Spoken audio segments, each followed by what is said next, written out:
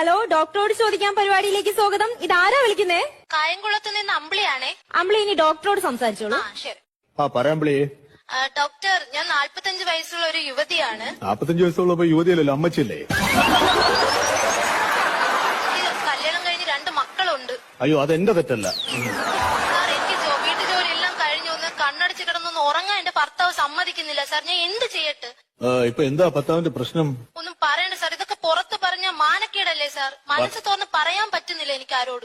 പറയൂ അമ്പിളി. എന്റെ ഭർത്താവിന് ഭയങ്കര കൂർക്കം വലിയ സാർ.